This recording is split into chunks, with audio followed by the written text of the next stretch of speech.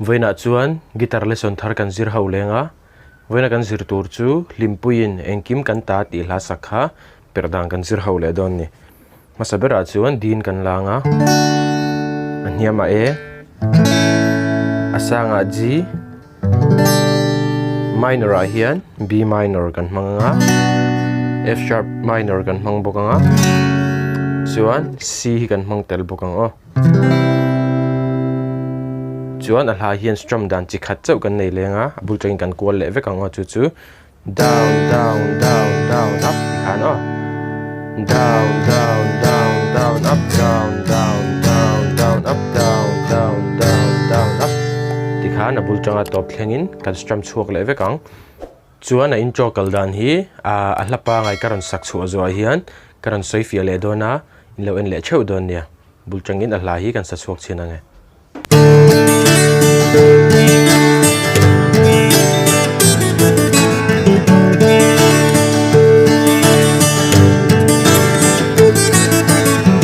lal rong bola le ni te chiar chinin kathiam na te atan lanin hun le ni te sung le pai te lan chinin hey lo thil dang ngai lu tu reng ka shalo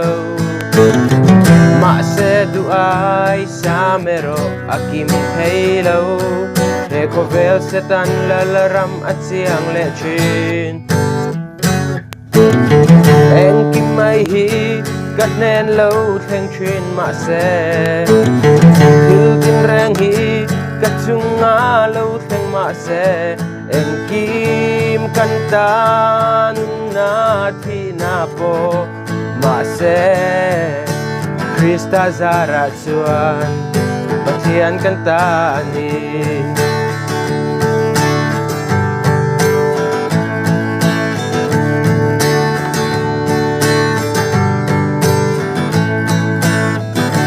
lai ni te lalpata na lan vein hun cha dang reng kan nei ne mo katan khwa vel parvul ni ve zong te po lalpata chau tin lan chin ma ila min kian san lo lung ngai na le nat na ten ma se hei hian min khamuan ka hadam chin Engkim mai hi kat nen lo theng chin ma se thil tin reng hi kat chunga lo theng ma se Engkim kan tan na thi na po ma se Krista zara chuan pathian kan ta ni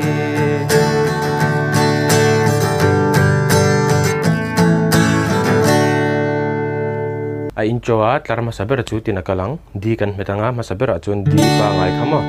a in dotin kan pick thlang di kha fourth string atang fourth third second first dikhana chun first kan thleng khan kan hammer on pull off ang dikhana chun tar kan let le halang ta hen no then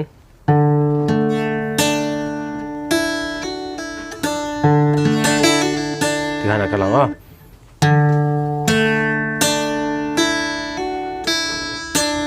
với nhị căn tiếng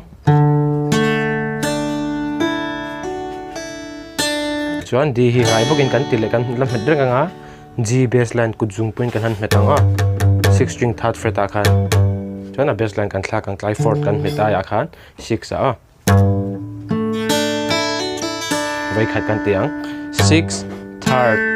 second first a hammer on pull off second string a third fret a kan det le halang khana bul chagin mong changin no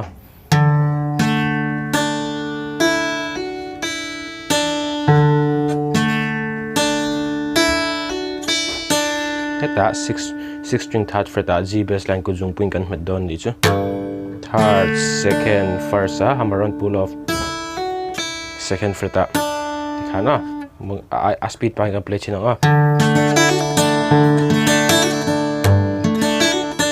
khana kalang adot le achuan tinakal le don ni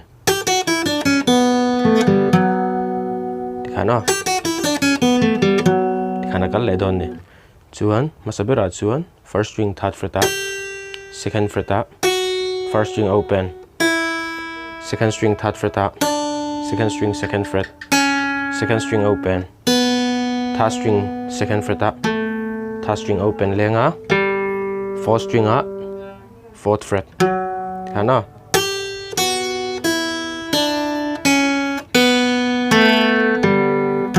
Tikana kalang rang dawin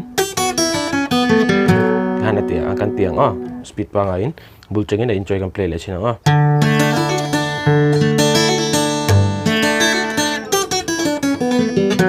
ti hana kal don ni chuan second line a hian angai thau kan play le nga tiram bika hana kal le nga chuan a do chuan tina kal ve thung tuang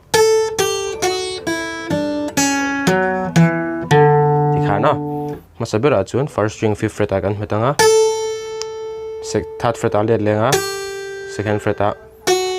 open second string third fret a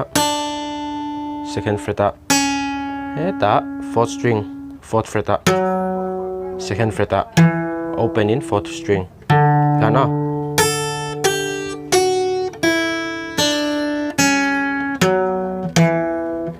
dikana kalang voi khat a second line hi mong chang kan play le china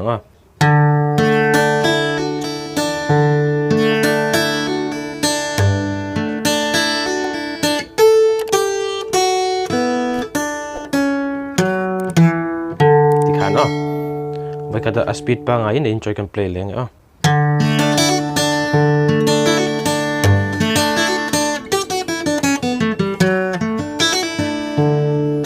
chuan adot hemi akan lu le don akhan hemi hip kan met ve to lo fourth string third string atang kan chanang klai kan top ta kan kal ve dei to ngata kha chon a enjoy hi voi khat mong chang in kan play le chinang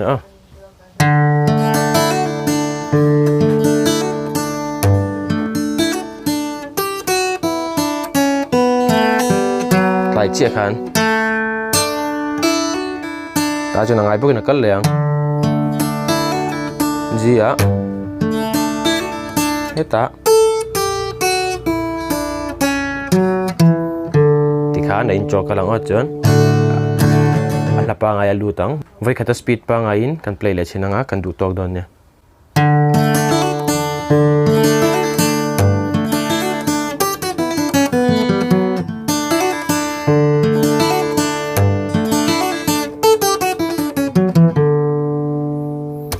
Tizong khan isela tun chuma kan guitar lesson zirchu lepeka guitar lesson dang ne kanin mula cheu don ne